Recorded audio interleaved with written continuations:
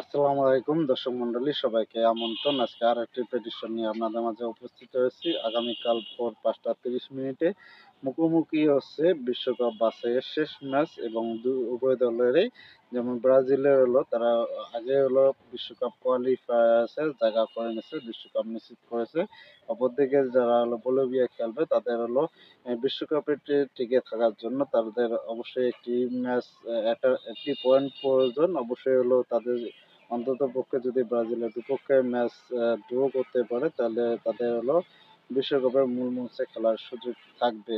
আর যদি ম্যাচ হেরে যায় সেক্ষেত্রে হলো ভেনেজুয়েলার এই সুযোগটা পাবে। আমরা ব্রাজিল এবং হলো বলিভিয়ার ম্যাচের প্রেডিকশন নিয়ে যেহেতু আলোচনা করছি, আমরা যদি লাস্ট 5টি ম্যাচের ফলাফল যদি খেয়াল করি সেখানে ব্রাজিল এবং হলো বলিভিয়া 5বার শেষ 5 দেখায় মুখোমুখিতে, যেখানে হলো ব্রাজিল 17টি গোল করেছে বলিভিয়ার বক্সে, অপরদিকে হলো বলিভিয়া মাত্র একটি গোল করতে পেরেছে। লাস্ট 5 ম্যাচের হলো 4টিতে হলো ব্রাজিল জয়লাভ করেছে, একটি ম্যাচ সেটা অমীমাংসিত ছিল। কমল অঞ্চলের যদি হলো দুই দলের অবস্থান খেয়াল করি সেক্ষেত্রে হলো 17 ম্যাচে 28 পয়েন্ট নিয়ে ব্রাজিল আছে 2 নম্বরে এবং হলো 1 নম্বরে আছে 38 পয়েন্ট নিয়ে আর্জেন্টিনা, তারা হলো 17 ম্যাচে 38 পয়েন্ট নিয়ে 1 নম্বরে অবস্থান করছে এবং বলিভিয়া তারা হলো 8 নম্বরে অবস্থান করছে এই বিশ্বকাপ কোয়ালিফায়ার্স টুর্নামেন্টে 17 ম্যাচে। দুই দলের আমরা যদি লাস্ট সাম্প্রতিক সময় অন্য অন্য দলের 5 ম্যাচের ফলাফল খেয়াল করি যেখানে হলো বলিভিয়া তারা হলো লাস্ট 5 ম্যাচে 3টিতে হেরেছে, একটি মাত্র ড্র করেছে এবং একটি মাত্র জয়লাভ করেছে। অপরদিকে হলো ব্রাজিলের লাস্ট 5 ম্যাচের ফলাফল খেয়াল করলে তারা হলো লাস্ট 5 ম্যাচে 3টি হলো জয়লাভ করেছে, একটি ম্যাচ ড্র করেছে এবং একটি ম্যাচ হেরেছে। এই হলো দুই দলের পরিসংখ্যান। এই স্তাদিও মনুমেন্টাল স্টেডিয়ামে ভোর 5টা 30 মিনিটে হাই ভোল্টেজ ম্যাচ অনুষ্ঠিত হবে।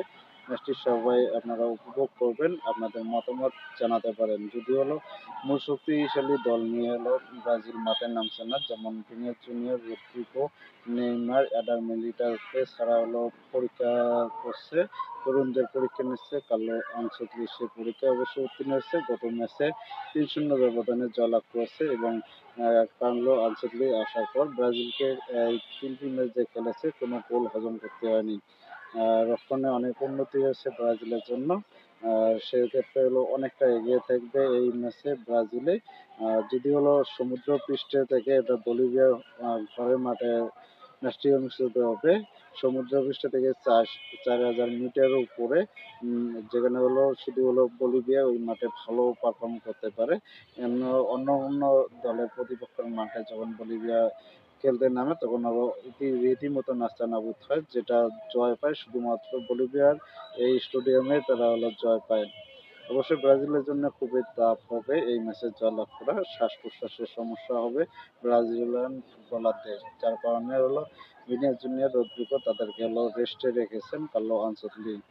চূড়ান্ত প্রেডিকশন আপনাদেরকে দিয়ে রাখছি, বলিভিয়া এবং ব্রাজিল এই দুই দলের খেলায় অবশ্য ব্রাজিল 80% জয়ের সম্ভাবনা রয়েছে এবং হলো বলিভিয়ার 40% জয়, 20% জয়ের সম্ভাবনা রয়েছে।